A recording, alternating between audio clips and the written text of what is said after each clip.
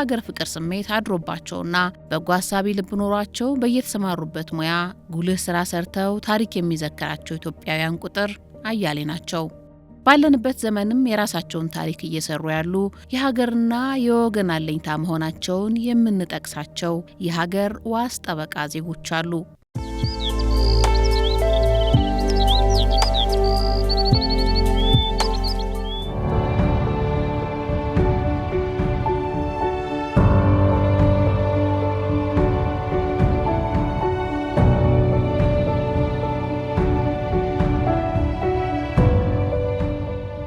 ጤና ይስጥልን ተመልካቾቻችን፣ ዕውቀታቸውን ጊዜያቸውንና ጉልበታቸውን በማህበረሰብና በሀገራዊ ጉዳዮች ላይ በማዋል አሻራቸውን የሚተው ግለሰቦችን ከያሉበት በመፈለግ ወደ እናንተ በማስተዋወቅ የሚተጋው ፋና ከዋክብት ዛሬም አንድ እንግዳ ይዞላችሁ ቀርቧል። የዛሬው እንግዳችን እንግዲህ የህግ ባለሙያና ጠበቃ ሲሆኑ በተለያዩ ሀገራዊና ህብረተሰባዊ ጉዳዮች ላይ ተሳትፎ በማድረግ የሀገርን አንድነት የህዝብን ደህንነት በመጠበቅ በኩል ትልቅ ስራ እየሰሩ ያሉ ናቸው።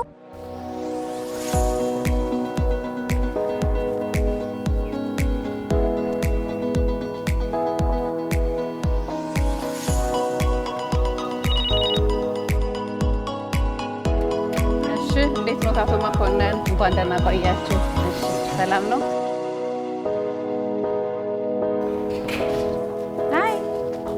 እንዴት ናችሁ? ወይ ወይኔ ቆንጆ፣ እንዴት ዋላችሁ? ሰላም ዋላችሁ? ተቀመጡ በእግዚአብሔር።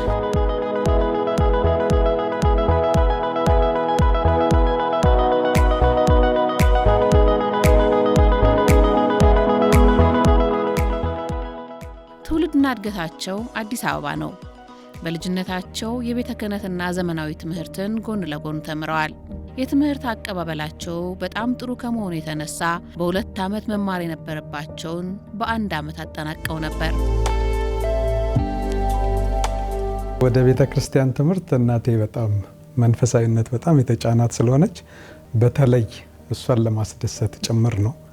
አባቴ ግን ብዙም አይደግፍም ነበር። አባቴ ቤተ ክርስቲያን እያደሩ መማር ያናክል ምን ይጠቅማል፣ እንደው ይሄ ልጅ ጥሩ ጭንቅላት ነበረው፣ እንደው ዘከይ ለቃሚ ሆኖ ሊቀር ነው እያለ በጣም ይሰጋ ነበር። 6ኛ ክፍል የሚኒስትሪ ፈተና ለመጀመሪያ ጊዜ 100 ተሰጥቶኝ በየሚዲያዎች ሲነገር፣ ይልቁንም ደግሞ የድቁና ማዕረግም ከብፁዕ አቡነ ጎርጎሪዮስ የሸዋው ሊቀ ጳጳስ ዶክተር የድቁና ማዕረግ ተሰጥቶኝ መቀደስ ጀመርኩ። ከዚህ በኋላ አባቴ በጣም ፕራውድ ማድረግ ጀመረ። 7ኛና 8ኛ ክፍልን የተማርኩት በ1 ዓመት ነው። መምህራኖቼ ውጤቴን በማየት በጣም ይወዱኝ ያቀርቡኝ ስለነበር አይ ጊዜ አታጥፋ፣ ማታ ደግሞ 8ኛ ክፍል ግባ ብለው አበረታተው አግዘውኝ ማታ 8ኛ ክፍል ገብቼ በ1 ዓመት 2 ክፍል ነው የተማርኩት።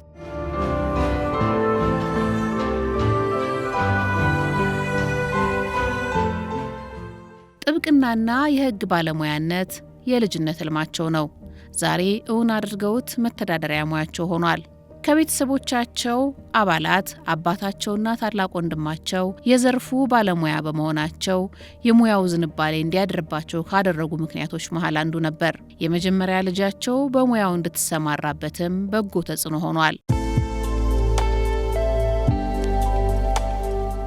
እኔ ወደፊት ወደ ህግ ትምህርት ቤት ስለምገባ ፍርድ ቤት መዋል አለብኝ ብዬ አስቸገርኩ።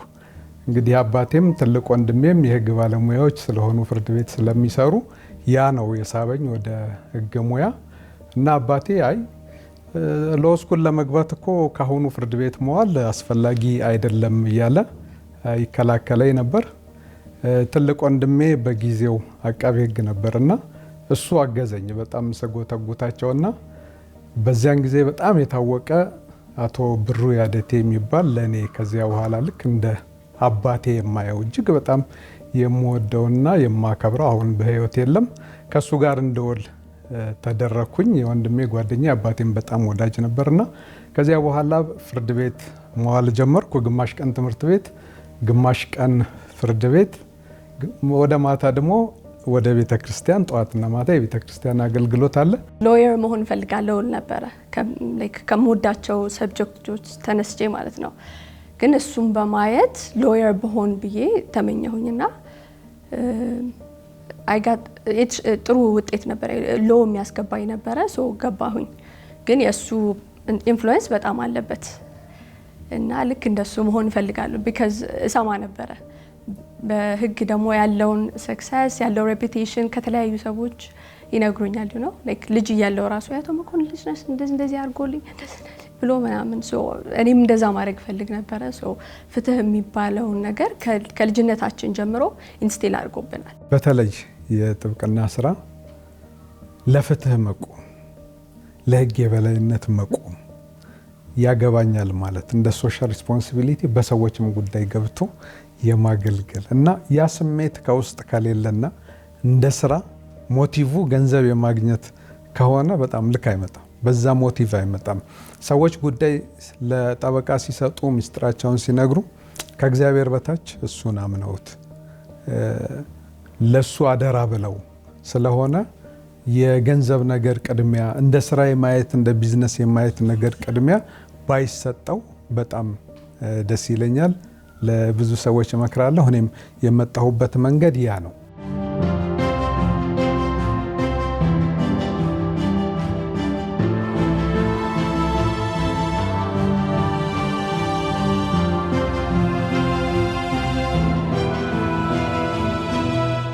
ያሉንን የምንሰራቸውን ትልልቅ የኢንቨስትመንት ስራዎች የህግ ጉዳይን የሚያማክረን እሱ ነው። የሚደረጉ ጽሁፎችንም ኢንተርናሽናል የሆነ የህግ ጽሁፎችን አዘጋጅቶ ለምንፈልጋቸው ትልልቅ ኩባንያዎች የሚያመቻችልን እሱ ነው። በስራ ላይ ያሉትን ነገሮች በታይሙና በጊዜው እየሰጠ ዴሊቨሪ እያደረገልን ኮሚኒኬት የሚደረጉትንም ሰዎች እንደኛ ሆኖ ኮሚኒኬት እያደረገ በህግ በኩል ጉዳዮችን እየተካተለ ይፈጽምልን። በህግ ላይ ያለው ተሰሚነት ጥሩ ነው። ከሰው ጋራ ይሄ የተለየ ባህሪ የለውም። እንደ ሌሎቹ በቃ ስራና ስራ ብሎ የሚሰራ ሰው ነውና እንዲህ አይነት የህግ አማካሪ ማግኘት ለኛም ትልቅ ደስታ ነው። እየተዋወቅ ነው። እዚህ ህንጻ ተከራይቶ ነው። በዛን ቀጥሎ ደግሞ የህግ ባለሙያዬ ናቸው። እኔ እንግዲህ እንደ ባለሙያ እኔ እንደ ወንድም ነው። ራሱን ጎድቶ ለሰው የሚኖር ሰው ነው። ብዙ ኬዝም ባይገጥም እንደ ቤተሰብ ስለሆነ በቃ ራሱን ጎድቶ ነው ለኔ እያገለገለ ያለ። ለኔ እንደ ወንድምም ነው እንደ ቤተሰብም ነው። ለሰው ታዛዥ ነው። ለትንሹም ለትልቁም የምታዘዝ ሰው ነው እና በጣም እንደሱ አይነቱ ቢበዛልን በሀገራችን ላይ እንደዚህ ደግ ሰዎች ቢበዙልን በጣም ደስ ይለኛል። ጥብቅና የሚሰሩ ሰዎችን ሌሎችን ስታይ በጣም ብዙ ብር ነው የሚጠየቀው። አንዳንዴ ጉዳይ እንኳን ሲገጥምሽ ይዞ እሱ ጋር መሄድ ያሳፍራል። እንደ ግንኙነትሽ እንደምታውቂ ተራ ነገር እኮ ሊያማክርሽ ይችላል። ምንም በቃ እዚህ ግባ የማይባል ሄደሽ ይዘሽ ብትይጂ ያማክርሻል፣ ይነግርሻል፣ ግን ገንዘብ አይጠይቅሽም። እና በገንዘብ እኔ ተጠቅሟል አለንም። መቼም ያው አንዳንድ መልካም ነገር ይከፍልሻል፣ ራሱ መንገድ ላይ ሊከፍልሽ ይችላል እንጂ በሱ ተጠቀመ ነው የምለው። ለምን ሌላ ቦታ መድረስ የሚችል ሰው ነው። አቶ መኮንን ሰሙ ህግ፣ ማኔጅመንት፣ ቢዝነስ አድሚኒስትሬሽን፣ ሶሺዮሎጂ፣ ሶሻል አንትሮፖሎጂ፣ ፖለቲካል ሳይንስና ዓለም አቀፍ ግንኙነት እንዲሁም በቋንቋዎችና ጥናት መስኮች በተለያዩ የትምህርት ደረጃዎች በሀገር ውስጥና በውጭ የትምህርት ተቋማት ተምረዋል።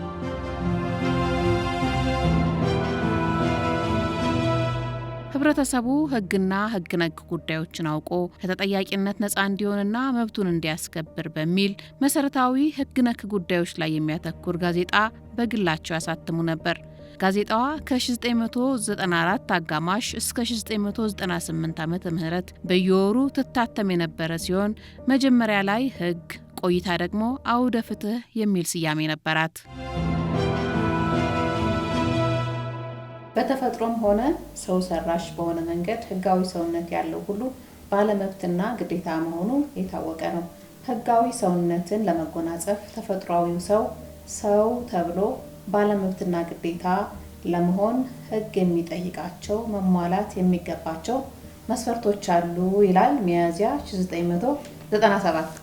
ህግን አለማወቅ ይቅርታ አያሰጥም የሚል ዩኒቨርሳሊ አክሴፕትድ የሆነ ፕሪንሲፕል አለ። በሌላ በኩል ደግሞ ሰዎች ስለ ህግ የሚያውቁበት መድረክ ወይ ሚዲያ የለም። በሀገራችን እና በጊዜው በጣም ከሚከነክኑኝ ነገሮች አንዱ እሱ ነው እና ህግ አላቅም ብሎ ሰው መከላከያ ማቅረብ አይችልም። ህግ ደግሞ የሚያውቅበት መንገድ የለውም እና ይሄ ለምን አይፈጠርም የሚል በጣም ውስጤን የሚከነክነው ነገር ነበርና ይሄንን ፍላጎቴን ለማሳካት ወይም ይሄን የሚከነክነኝን ነገር ለማስወገድ ጥቂት ከኔ አንድ ነገር ማድረግ እንዳለብኝ በጣም አስብ ነበር። በጊዜው ደግሞ እዛ አይኤልኤስ ዲፓርትመንት በአዲስ አበባ ዩኒቨርሲቲ የመማርበት ጊዜ ነበርና ጆርናሊዝም ኮርሶችም ነበሩና ትንሽ ባገኘኋት እውቀት እንዲች አይነት ከህግ ጋር አያይዤ መስራት ፍላጎቱ በውስጤ ነበር።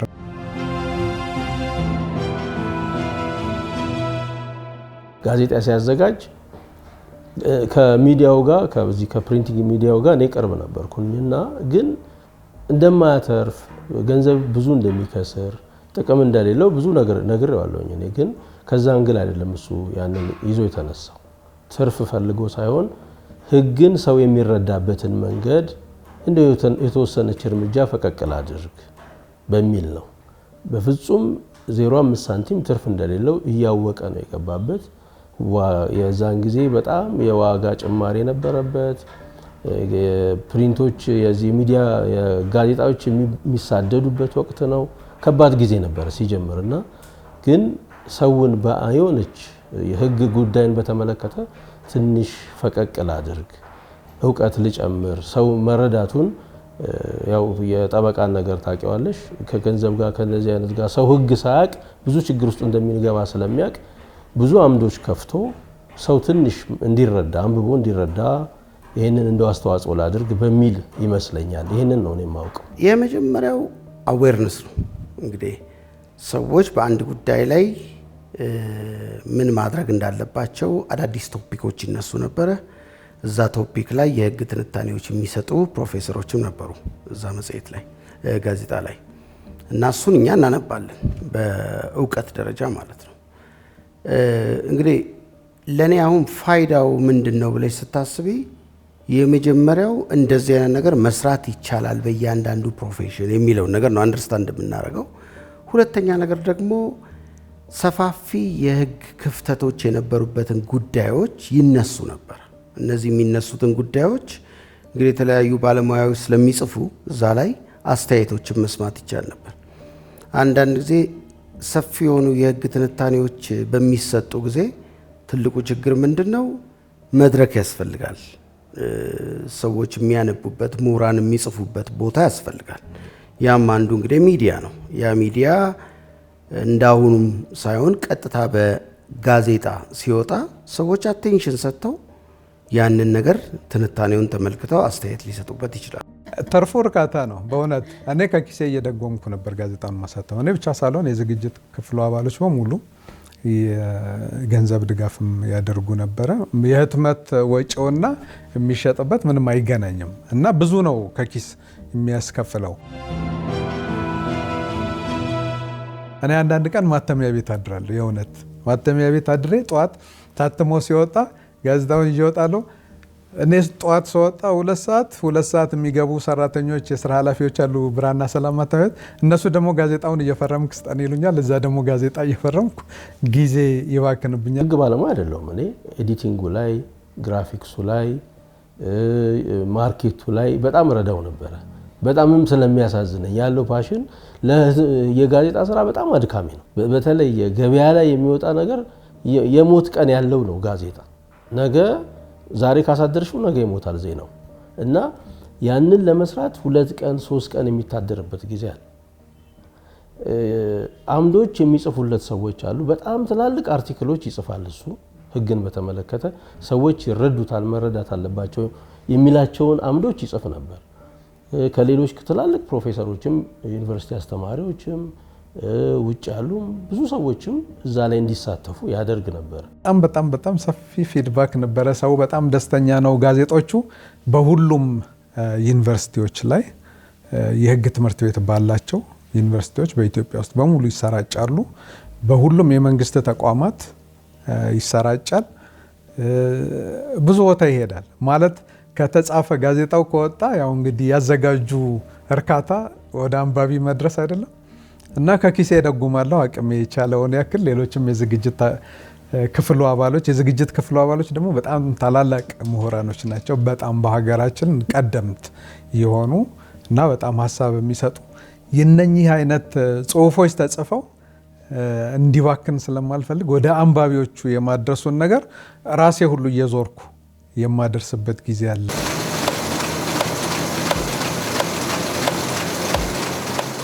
ገንዘብ አጥቷል። ጊዜ በጣም ጊዜውን በጣም በልቶበታል። ለነግርሽ ከምችለው ያድራል። ታምኚኛለሽ? በጣም ጠባብ ቢሮ ውስጥ ያድራል። ሂውጅ ነው ስሙ። ለኔ በጣም ትልቅ ሰው ነው። በጣም ብዙ ሰው ነው የሚያውቀው። በጣም ትላልቅ ሰዎች ሀገሪቷ ላይ ያሉ ሰዎችን ያውቃል። ግን ኩርምት ብሎ እጁ እዚህ ላይ አድርጎ ሲያርም ሲሰራ ነው የምታየው። በነፃም የሚሰጣቸው ሰዎች ነበሩ እንዲያነቡት። ትላልቅ ተቋማት እንደሚሰጥ አውቃለሁ።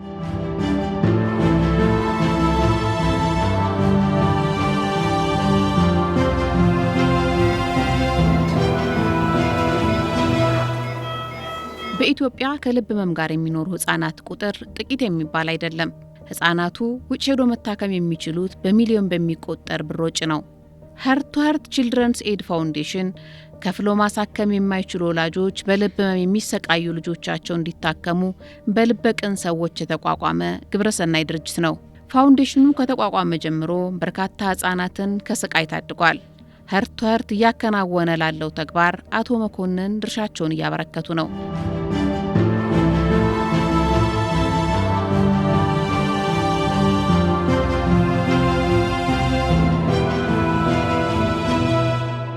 ሁሉም ሰው በዚህ ላይ የራሱን አስተዋጽኦ ሊያደርግ ስለሚገባ እነኚህ በዚህ ህመም የሚሰቃዩ ልጆችና ወላጆቻቸውን ለመታደግ ተብሎ የተቋቋመ ነው።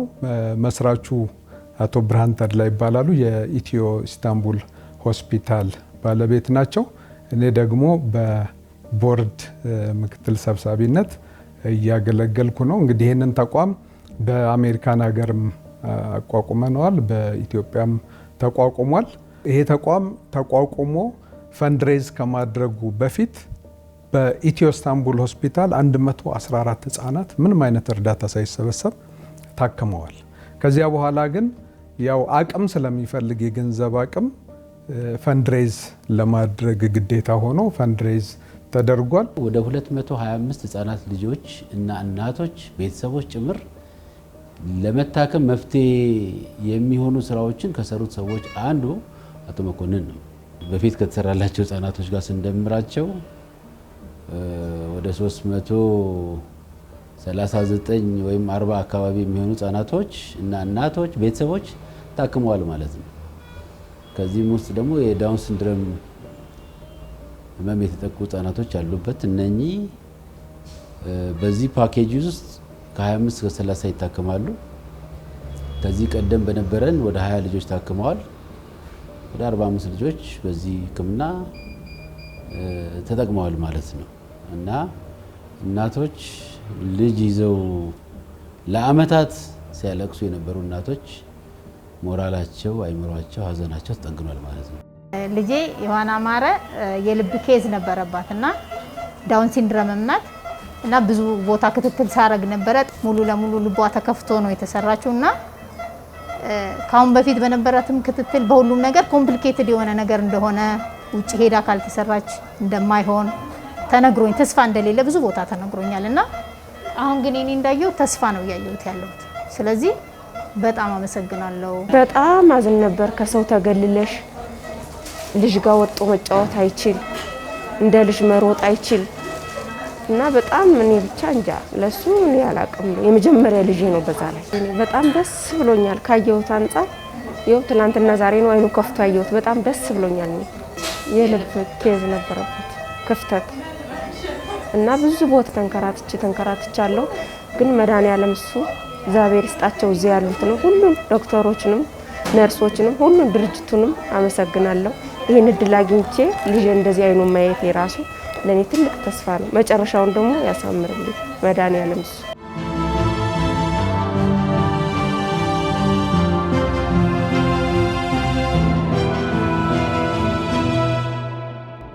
እኔ በእውቀትና በጊዜን መስዋዕት በማድረግ ተሳትፎ ላደርግ እችላለሁ። መስራቹ አቶ ብርሃን ግን እጅግ በጣም በሚገርም ሁኔታ እንግዲህ 114 ህጻናቶች ከ130 ሚሊዮን ብር በላይ ወጪ በማድረግ ያሳከማቸው ናቸው። እኔ ይህን ያህል እርካታ ያገኘው እሱ ደግሞ ምን ያህል ሊረካ እንደሚችል ምን ያህል ተኝቶ ሊያድር እንደሚችል መገመት ይቻላልና እኔ አስተዋጽኦ ያን ያክል አይደለም፣ ግን እንዲህ አይነት በጎ ስራዎች ላይ መሳተፍ እርካታው በጣም ከፍ ያለ ነው።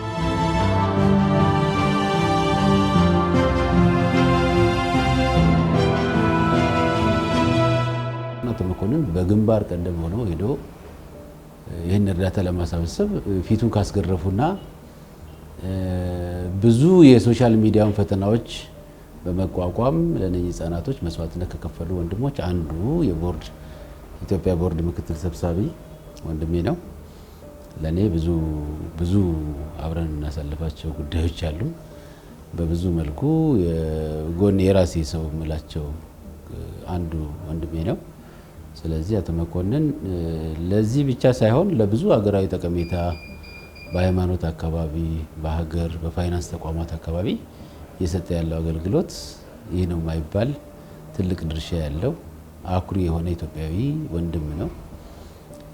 ስብዕናውን ሙያውን ለገንዘብ ሳይሆን ለአእምሮ የሚገዛ በትክክል የሁማኒቲን መሰረት ባደረገ ሰዎችን ድጋፍ በመስጠት የሚታወቅ ወንድሜ ስለሆነ እኮራበታለሁ። በሆቴልና ቱሪዝም ዘርፍ ሀገር ባላት ሀብት ተጠቃሚ እንድትሆን ሆቴል ሾው አፍሪካና ማይስ ኢስት አፍሪካ ፎረም በተባሉ አደረጃጀቶች በኃላፊነት ሰርተዋል። ከአቶ መኮንን ጋር ካለን አንዱ ሪሌሽንሺፕ ምንድነው? አንዳንድ ሀገራዊ ፋይዳ ያላቸውን ቢዝነሶች ስንሰራ፣ ለምሳሌ እነዚህ ቀጥታ ቢዝነሶች ብቻ ሳይሆኑ ኮንትሪቢዩሽኖች አሉ። ለምሳሌ የማይስ ኢስት አፍሪካ ፎረምን ስንሰራ ይሄ ሚቲንግ ኢንሰንቲቭ ኮንፈረንስ እና ኤግዚቢሽን ማለት ነው፣ የማይስ አይደለም። እና ከሆቴል ሾው አፍሪካ የኢንተርናሽናል የሆስፒታሊቲ እና የቱሪዝም ኤክስፖ አለ። ለተከታታይ 8-9 ዓመት የተደረገ ኤክስፖ አለ በሚሊኒየም አዳራሽ እና እሱ አሁን ቀጣይነትም አለው። እነሱ ላይ መኮንን ለኛ እንደ ቦርድ ኦፍ ትረስቲ ነው። ለምንድነው ሰዎች በእንደዚህ አይነት ሀገራዊ ጉዳይ ላይ ስትሰሪ ዊትነስ ይፈልጋሉ። ስለዚህ አጠገባችን ሆኖ ስለዛ ፕሮግራም ያለውን ዲስክሪፕሽኖችን፣ አመለካከቶችም ፕሮግራሞችን በሚካሄዱ ጊዜ ላለፉት እንግዲህ ከኔ ጋር ማለት ነው እንደዚህ ሀገራዊ ጉዳዮች አክቲቪቲዎች በምናደርገው 13-14 ዓመት ውስጥ ከጎናችን ነበር ማለት ነው። ኤቭሪ ይር አብሮን ያለው በየተለያየ የቦርድ ስብሰባዎች በራሳችን ስናደርግ መኮንን ይመራን ነበር በዛ ጉዳይ ላይ። እነኚህ ተቋማት በሀገር እድገት በተለይም በቱሪዝም እና በሆቴል ዘርፍ በጣም ከፍተኛ አስተዋጽኦ ያላቸው፣ የቱሪዝሙን ዘርፍ የሚያነቃቁ፣ የሆቴልን ስራ ደረጃዎች ወደ ላቀ ደረጃ እንዲሄዱ መንገድ የሚከፍቱ፣ ማይስ ኢስት አፍሪካም ዛሬ ገፍቶ ያሰብነው ደረጃ ባይደርስም ነገር ግን ለኢትዮጵያ በዚህ በቱሪዝም ዘርፍ ሚቲንጎችን በማዘጋጀት ኮንፈረንስ እንደዚህ የመሳሰሉትን ኢትዮጵያን የዚህ የቱሪዝም መዳረሻ የማድረግ እቅዱ እጅግ በጣም የላቀ ነው።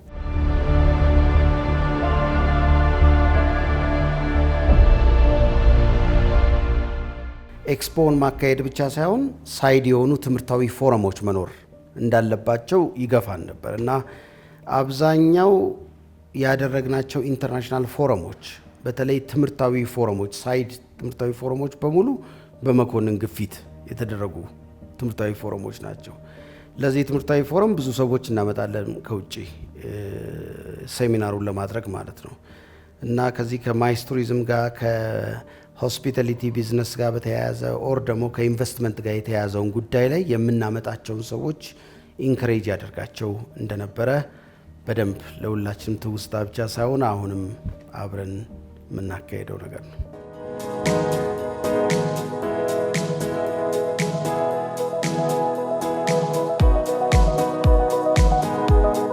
እሳቸውን ካገኘሁኝ በኋላ በጣም ብዙ ነገር በመጣሁበት ጉዳይም ከመጣሁበት ጉዳይ ውጭ ያሉ ሌላ ያማከርኳቸውንም ነገሮች በጣም የሚያግዙኝ የሚረዱኝ በጣም ጥሩ ወንድም፣ በጣም ጥሩ ሜንቶሪ ናቸው። እንዳላቸው እውቀት ወይም እንዳላቸው የሰዎች ኮንታክት ሰውን እንትን አይሉም። በጣም ቀርበው የሚያናግሩ፣ በጣም ዝቅ ብለው ወርደው ከሰው እኩል የሚጫወቱ፣ የሚቀልዱ፣ የሚረዱ የነገርሻቸውን ነገር ተረድተው የሚያግዙ በጣም ሀምብል እንደኔ በጣም ጥሩ መልካም በጣም እውቀት ያላቸው በጣም ማመሰግናቸው በሄድኩበት ሁሉ ማመሰግናቸው ትልቅ ሰው ናቸው። አገር በነቁ ዜጎች ናት ነው አገር የምትጠበቀው። በጣም በነቁ ለሀገር ሰላም በሚፈልጉ አብሮነትን በሚፈልጉ በእንደዚህ አይነት ሰዎች አገር ትድናለች ብዬ አስባለሁ። መኮንን እንዳልኩሽ በጣም ብዙ ነገሮችን በሀገራዊ ጉዳይ ላይ ሰርቷል። በሚነሱ ጉዳዮች ላይ ግንባር ቀደም ነው። በሚፈጠሩ ችግሮች ላይ ሁሉ ግንባር ቀደም ሆኖ ይፈታል። መኮንንን የመሰሉ ሰዎች በጣም አገሪቷ ያስፈልጓታል። አገር የምትድነው መልካም በአስተሳሰባችን ነው። መኮንን መጽሐፍ ላይ ካራክተር ብናደርገው እውነት አይመስልም። ትንሽ ተጋኗል የሚባል አይነት ሰው ነው። ግን አብረሽ ስትሆኚ ተመሳሳይ አይነት ሰው ነው። ለምሳሌ እያገዘሽ የምታግዡ ነው ይመስለው፣ እየዋለ እየተዋለለት ነው ይመስለው። በጣም ሀምብል ነው። ትህትናው የተማርሽ ብትሆኚ ያልተማርሽ ብትሆኚ ስታተስሽን ቤዝድ ያደርጋል። ትህትናው ለሁሉም ሰዎች ትህትናው በቋሚነት ማይለያይ ሰው ነው መኮንን ማለት። ለምሳሌ በጣም ትሁት ነው፣ በጣም አድማጭ ነው። በሚያውቀውና በማያውቀው ሲሰማ ተመሳሳይ ነው መኮንን። ተመሳሳይ አይነት ሰው። የማድመጥ አቅሙ በጣም ይገርማል። ትህትናው በጣም ይገርማል። በቁም ነገር ነው የሚማረው። አባት ሲሆን በጣም በቁም ነገር ነው አባት የሚሆነው። ወዳጅ ሲሆን በቁም ነገር ነው ወዳጅ የሚሆነው እና መኮ ቴክስት ቡክ ኤግዛምፕል መሆን የሚችል ሰው ነው። ሀምብል ትህትና ምንድነው ቢባል ኤግዛምፕል መሆን የሚችል ነው መኮ። ሞኬ ታጋሽ ከትልቁም ከትንሹም ጋር እኩል የሆነ ከትልቅ ሰው ጋርም ብታዩ እንደ ትልቅ እንደ ባህሪው እንደ የሰው ባህሪ እድሜ አይገድበውም። እዚህ ቦታ የምትዩ ነገር የለም። እንዴት ነው በካርታ አሁን ጆከር ሲባል እሱ አለሽ ማለት የመጨረሻ ነው አይደለ? ሁሉም ቦታ ላይ ቢገባ በትክክል ፊት ሊያደርግ የሚችል ከትልቁም ከትንሹም ጋር የትም ቦታ ብትወስጂው የትም ቦታ ቢገባ ትሁት በጣም በቃ እንዴት አድርጌ ልግለጽልሽ ስለ ሞኬ ምናልባት ስለምወደውም ስለማከብረውም በብዙ መልኩ አርአያዬ ስለሆነም ብቻ ሳይሆን በቃ ጆከር ነው የምለው። አንዳንድ ሰው ግዝፈት የሚገባሽ ትንሽ ስትርቂውና እድሜሽ ከፍ እያለ ሲመጣ ነው የሚገባሽ። እንዴት ብሎ ሰዓት በቅቶት ማህበራዊ ህይወትሽ የተሳካ ማህበራዊ ህይወት፣ የተሳካ ቤተሰባዊ ህይወት፣ የተሳካ የስራ ህይወት፣ የተሳካ የትምህርት ጉዞ ሲሆን እንዴት ይበቃል ብለሽ ነው የምታስቢው። እና አንዳንድ ሰዎች መጠናት አለባቸው። ምክንያቱም ለመጪውም ትውልድ የአሸናፊ ሰዎች ማይንድ ሴት፣ የትሁት ሰዎች ማይንድ ሴት መጠናት አለበት። ለመጪው ትውልድ የጎበዝ ሰዎችን የህይወት ታሪክ መስራት አለበት። አንደኛው መስራት አለባቸው ብዬ መጠናት አለባቸው ብዬ ከማስባቸው ሰዎች ውስጥ መኮ አንደኛው ነው። አቶ መኮንን ለሀገርና ለወገን ከሚያደርጉት አስተዋጽኦ ባለፈ የሀገራችንን መልካም ገጽታ በማጉላት ከሀገራት ጋር ያለን ግንኙነት እንዲጠናከር እንደ ዲፕሎማትም ሆነው ይሰራሉ። ግለሰቡ በእስራኤል የቱሪዝም ሚኒስቴር የእስራኤል የቱሪዝም አምባሳደርነት የምስክር ወረቀት ተሰጥቷቸዋል። ለዚህ የበቁበት ምክንያት ባላቸው የጉብኝት ድርጅት አማካኝነት ያላሰለሰ ጉዞ ወደ ስፍራው ስላደረጉ ነው። ኦክቶበር 2023 እንደ አውሮፓውያኑ አቆጣጠር በነበረው የጸጥታ መደፍረስ ምክንያት ያው ወደ እስራኤል መጓዝ ቆሞ ነበር። ፍላይትም አልነበረም እና የመጀመሪያው ፍላይት ሲደረግ ምእመናን ከመሄዳቸው በፊት አስጎብኚዎችና ሌሎች የልኡካን ቡድን የቤተ ክርስቲያን አባቶች ጭምር ያሉበት ጋዜጠኞች ያሉበት ቡድን ይዘን ሂደን ነበር እና በዚህ የእስራኤል መንግስት እጅግ በጣም ደስተኛ ነበር። የመጀመሪያ ከጸጥታው መደፍረስ በኋላ የመጀመሪያው ገቢዎች በድፍረት ሆነን አካባቢውን ጎበኘን እና ለተለያዩ ሚዲያዎችም እንግዲህ ጋዜጣዊ መግለጫ ሰጠን። ይሄንንና ቀደም ሲል የነበረውንም አገልግሎት ለእስራኤል ሀገር ያለኝን ፍቅርና ለቱሪዝሙ ያበረከትኩትን አስተዋጽኦ ምክንያት በማድረግ የእስራኤል የቱሪዝም አምባሳደር የሚል የክብር ማዕረግ በሰርቲፊኬት አስደግፈው የእስራኤል የባህልና የቱሪዝም ሚኒስትር ሰጥቶኛል። በመጀመሪያ ሁላችንም ማወቅ ያለብን ኢትዮጵያውያን ለእኛ ለእስራኤላውያን መጽሐፍ ቅዱሳዊ ጥቁር ወንድሞቻችን መሆናቸውን ነው። እንደ አውሮፓውያን ዘመን አቆጣጠር በጥቅምት ወር 2023 ዓመተ ምህረት እስራኤል ውስጥ ጦርነት መከሰቱ ይታወቃል። በዚህ ወቅት ሁሉም ነገር ተዘጋግቶ ነበር። አስቸጋሪ በሆነበት በዚህ ወቅት እዚህ ያለውን ነባራዊ ሁኔታ በትክክል እንዲረዱ መኮንንንና ሌሎች ወዳጆችን እንዲመጡ ጋበዝኳቸው። እነሱም መጡ። የእስራኤል የቱሪዝም ሚኒስቴርና የውጭ ጉዳይ ሚኒስቴር ለእኛ አስቸጋሪ በሆነበት ወቅት እዚህ ድረስ ለመጡት ሰዎች ትኩረት ሰጧቸው። በዚህም ምክንያት የእስራኤል የቱሪዝም አምባሳደርነት ዕውቅና ተሰጣቸው። እኔም የዚህ አካል በመሆኔ በጣም ደስተኛ ነኝ። በእነዚህ ቀናት መኮንንና ልዑኩ እስራኤልን በመጎብኘታቸው የእስራኤል መንግሥት በጣም አድንቋል።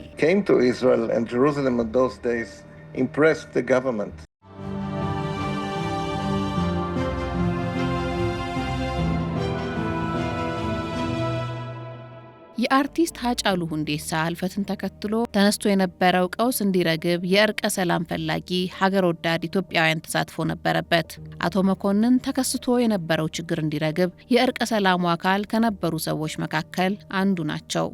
በተለይ ግን በኦሮሚያ ክልል የተለያዩ ቦታዎች ላይ ከፍተኛ የሆነ ረብሻ፣ አለመረጋጋት ተፈጥሮ ነበር እና ሁኔታው በተከሰተ በአጭር ጊዜ ውስጥ ሰዎችን በማስተባበር የታወቁ ሰዎችን የሃይማኖት አባቶችን በማድረግ ወደ ስፍራው የመጓዝ ነገር አድርገናል። 13 ብፁዓን ሊቃነ ጳጳሳትን፣ ብዙ የሀገር ሽማግሌዎችን፣ ታዋቂ ሰዎችን ይዘን አስተባብረን በየቦታው ላይ በ25 የኦሮሚያ ክልል ከተሞች ላይ የማረጋጋት ስራ ሰርተናል። ነገሩ እንግዲህ የብሔርና የሃይማኖት ይመስል ነበርና ያ አለመሆኑን ለማሳየትም በእንደዚህ አይነት ነገር የሚነሱ አለመግባባቶች ስር እየሰደዱ ወደ ትልቅ ደረጃ ሊሄዱ ስለሚችሉ በሁለቱም ወገኖች የተነሱትን ሀሳቦች በሚያጣጥም መልክ በአካባቢዎቹ ላይ በሙሉ ሰላም፣ ጸጥታ እንዲሰፍን፣ የተጎዱ ሰዎች እንዲጽናኑ፣ ከቤት ንብረታቸው የተፈናቀሉ ሰዎችን ወደ ቤቶቻቸው እንዲመለሱ የማበረታታትና ዕለታዊ የሆነ ድጋፍ ቁሳቁስ የማድረግ በተለይም አባቶች፣ መምህራን ትምህርት እየሰጡ እንዲያረጋጉ፣ እንዲያጽናኑ የተፈናቀሉ ሰዎችን የማድረግ ስራ ሰርተን በ25ቱም ከተሞች ላይ በጣም ውጤታማ የሆነ ስራ በ3 ቀን ውስጥ ሰርተናል። እኛ ኢትዮጵያዊ በመሆናችን በሀገራችን ላይ የሚመጡ ሰላሞች ሁሉ ዋጋ ከፋይ መሆን አለብን። ከመንግስት ብቻ መጠበቅ የለብንም። ስለዚህ በዛ ሰዓት በግል ተነሳሽነት ነው ያደረግነው። ይሄንን በራሳችን ይሄ ጸብ ሊሆን አይችልም ብለን መንግስትን አስፈቅደን እነኚህን ነገሮች ወደ ሰላም እናምጣ በሚል ሌሎች የሃይማኖት መሪዎችን፣ የተቋማት መሪዎችን ሰብስበን በእኛ ቢሮ ውስጥ በመሰባሰብ ነው ይሄ ሁሉ የሆነው። ያ በሰዓቱ የሚገባንን የዜግነት ኃላፊነት ወጥተናል የሚያስብል ስራ ነው የተሰራው። ያ እሳት ባይበርድ እንደ ሀገር ሊያመጣ የሚችለው ጉዳት ቀላል የሚባል አይደለም። ዜጎች እየሞቱ ነበሩ፣ ራስ በራስ እየተገዳደሉ ነበረ፣ የዜጎች ንብረት እየተቃጠለ ነበረ። ይህን አይነት ጸቦች ደግሞ መንግስት ብቻውን ሊፈታ አይችልም። በጋራ ዜጎች የራሳቸውን ኃላፊነት ሲወስዱ በማህበረሰብ ውስጥ ያለ ማንኛውም ዜጋ በኢትዮጵያ ለሚፈጠር ሰላም ተጠቃሚ ነው። ሰላም ሲጠፋም ደግሞ የሰላሙ በመጥፋቱ ደግሞ ተጎጂም ነው። ስለዚህ ሰላምን ማምጣት ለዜጎች ጥቅም ከፍተኛ አስተዋጽኦ አለው፣ ለራሴም ጭምር ለራሳችንም ጭምር እና እኛ በራስ ተነሳሽነት የተፈጸመ ጉዳይ ነው። በዚህ በራስ ተነሳሽነት ሙሉ ጊዜውን በመስጠት አቶ መኮንን ሌሎቻችንን ጨምሮ በዛ ሰዓት የተሳተፉ የሀገር ሽማግሌዎች በሙሉ እጅግ በጣም አመርቂ የሆነ ውጤት የሰጠ ነው። ቀላል የሚባል ውጤት አይደለም። በኢትዮጵያ ኦርቶዶክስ ተዋሕዶ ቤተ ክርስቲያን ለዓመታት ተከፍሎ የነበረው ሁለት ሲኖዶስ ወደ አንድ እንዲመጣ የእርቀ ሰላሙ አካል ሆነው ሰርተዋል። ክቡር ጠቅላይ ሚኒስትሩም ባደረጉት ድጋፍና አነሳሽነት እርቁ እንዲቀጥል ተደረገ እና እርቁ ሲቀጥል እንግዲህ ይሄንን እርቅ ለማከናወን ከሄዱት አባቶች ጋር የልኡካን ቡድኑ አባል ሆኜ ከብፁዕ አቡነ አብርሃም፣ ብፁዕ አቡነ ቀውስጦስና ብፁዕ አቡነ ጎርጎሪዎስ ጋር አብሬ ተጉዣለሁ። በዛን ጊዜ የነበረው ነገር እንግዲህ በጣም ሁኔታዎች የተመቻቹ ነበር። በሁለቱም ወገኖች እርቁን የማድረግ ፍላጎት ነበር። ከተለያዩ ዓለማት የመጡ በዚህ ጉዳይ ቀደም ሲል በጣም ባይሳካላቸውም ሲደክሙ የነበሩ የቤተ ክርስቲያን አባቶች፣ ወንድሞች ነበሩ። ከተለያየ ዓለማት መጥተዋል፣ በዚያ በስፍራው ተገኝተዋል። አለመግባባታቸው ላይ እዛ ስብሰባ ላይም ክቡር ጠቅላይ ሚኒስትር በመጡበት ሰዓት እኔም ተገኝቻለሁ ዋሽንግተን ላይ። እዛ የነበረውን ሁለቱ እንዲስማሙ የህግ ጽሁፉን ሁሉ በደንብ አድርጎ ሲያዘጋጅ ሲያቀናብር የነበረው እሱ ነው። በእንደዚህ አይነት ነገር ላይ ቀላል ነገር አይደለም ያደረገው እንትን።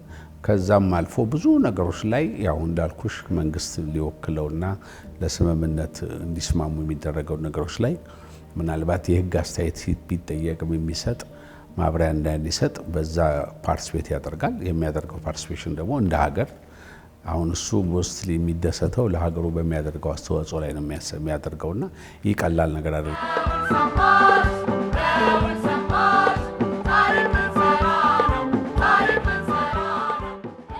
አቶ መኮንንና ሰላም ወዳድ ዜጎች በራሳቸው ተነሳሽነት ጥረት ሲያደርጉበት የነበረው የእርቀ ሰላምና የሽምግልና ጉዳይ ሀገራዊ መልክ ይዞ መጥቷል። 4000 የሚሆኑ ኢትዮጵያውያን ከመላ ሀገሪቱ ተሰባስበው በታሪካዊው ሀገራዊ ምክክር ጉባኤ እየመከሩ ነው። በኢትዮጵያ ዘመናዊ ታሪክ በስፋቱ ባካሄዱ በወሰደው ጊዜና ምናልባትም በሚያስገኘው ውጤት በእጅጉኑ የገዘፈ ዓላማ ያለው የገዘፈ ተግባር የሚፈጽም ለአፍሪካ በብዙ ምሳሌ የሚሆን የውይይት፣ የምክክር፣ የንግግር ሁሉን አቀፍ መድረክ ነውና በዚህ መድረክ ላይ ተገኝቼ የኢትዮጵያን መንግስት አቋምና መልእክት እንዳስተላልፍ እድል ስለሰጣችሁኝ የከበረ ምስጋና ላቀርብ እወዳለሁ።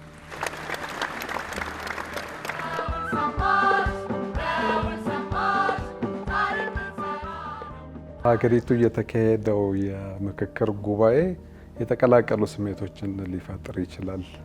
በዋናነት ተስፋ ነው። እንግዲህ ይህ የምክክር ጉባኤ የሚያመጣቸው ውጤቶች ለህዝቦች በሰላም እና አብሮ ለመኖር፣ ለሀገሪቱ እድገት፣ ሰላምና መረጋጋት እንዲሁም ለመልካም አስተዳደር መልካም አጋጣሚ ነው የሚል ተስፋ አለ። በሌላ በኩል ደግሞ ግዴታም የሚጭን በተለይ በህግ ባለሙያዎች ላይ በሀገሪቱ የፍትህ ስርዓት፣ የመልካም አስተዳደር፣ የሰብአዊ መብት ጥበቃዎች በመሳሰሉት ጉዳዮች ላይ የኮሚሽኑም ባስተላለፈው ለተለያዩ የህብረተሰብ ክፍሎች እና የባለሙያዎች ባደረገው ጥሪ መሰረት የህግ ባለሙያው ሰፊ ኃላፊነት እና ግዴታ ያለበት ይመስለኛል።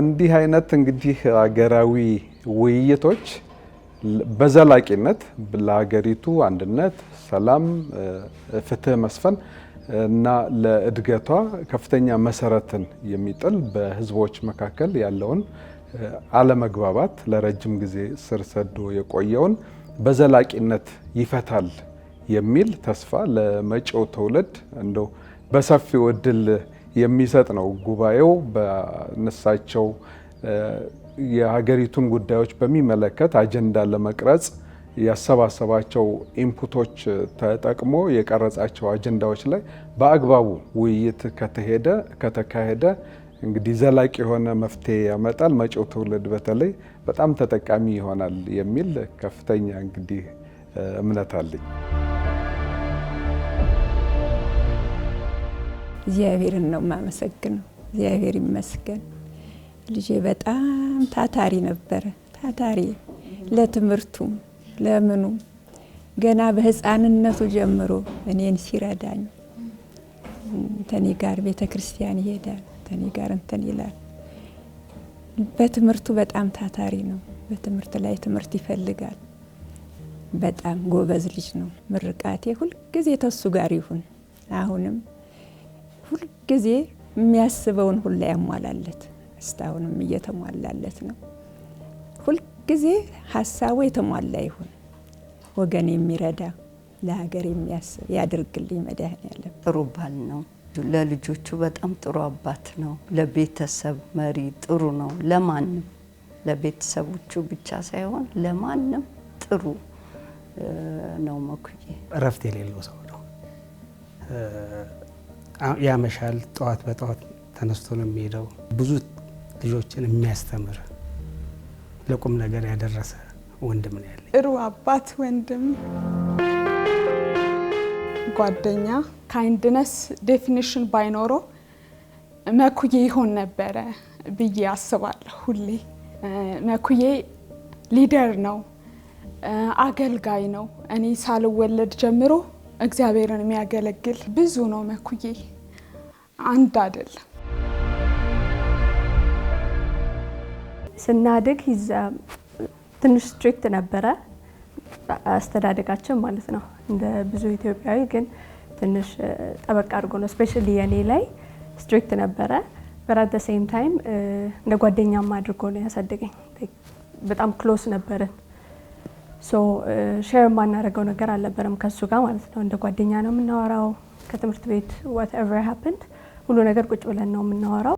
ማንስማማበት ነገር እንኳን ካለ በቁጣ ሳይሆን ዲቤት ነበር የምናደርገው። ላይክ ተከራክረን የእውነት ለማሳመን እድል ነበረ ማለት ነው። ከተማርኳቸው ነገሮች ሮል ሞዴል ኢንቴግሪቲ በጣም ለራሱ ታማኝና ትሩ ነው። ለራሱ መኩዬ ለህሊናው ነው እንጂ ለሰው አይደለም፣ ለገንዘብ አይደለም፣ ለምንም ነገር አይሰራም። ለህሊናው እሺ ካለው ከእግዚአብሔር ጋር የሚያጣላው ነገር አያደርግም። ውስጡ እሺ ከሚለው ነገር እሱን ሶስታችንን በጣም የተማርነው ነገር የያዝነው ነገር ብዬ የማስበው ነገር ኢንቴግሪቲ በጣም አለው መኩዬ እና ለሰው ያለው ደግሞ ሶፍት ስፓት አለው። ላይክ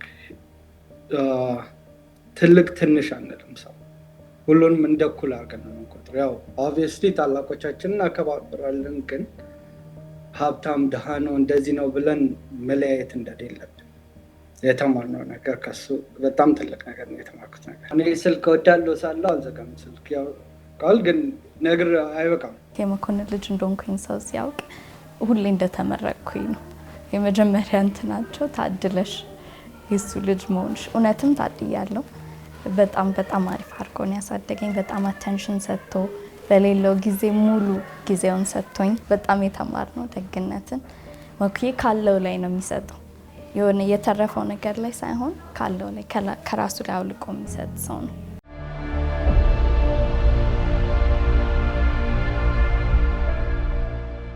እግዚአብሔር እንግዲህ በጣም ብዙ ነገር በህይወቴ ውስጥ በጣም ብዙ ታላላቅ ነገሮችን አድርጎልኛል። በተለይ ግን እነኚህን ልጆች ሰጥቶኝ እነኚህ ልጆች ይዘውት በመጡት በረከት እኔም እድል አግኝቼ አብረን ባለ ውጤት ለመሆን በቅተናል።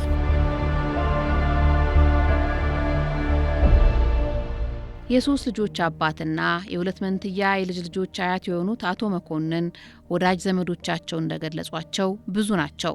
በኢትዮጵያ ኦርቶዶክስ ተዋሕዶ ቤተክርስቲያን የቅዱስ ሲኖዶስ የሰላም ኮሚቴ የአፍሪካ የሕግ ባለሙያዎች ማህበር መስራችና አባል፣ የኢትዮጵያ የሕግ ባለሙያዎች ማህበር ስራ አስፈጻሚ፣ የባንክ ምክትል ስራ አስኪያጅ በመሆን እያገለገሉ የሚገኙ ሲሆን በኢትዮጵያ የአሜሪካ ኤምባሲ ሕግ አማካሪዎች ወይም ሌጋል አሲስታንት ዝርዝር ውስጥ የሚገኙና ኢትዮጵያ ውስጥ በሚገኙ ከፍተኛ የትምህርት ተቋማት ውስጥ ባሉ የሕግ ተመራቂ ተማሪዎች መካከል የሚደረግ ውድድር ዳኛ በመሆን ሰርተዋል። ለሌላ ብዙ አገልግሎት ረዥም ዕድሜ እንመኛለን።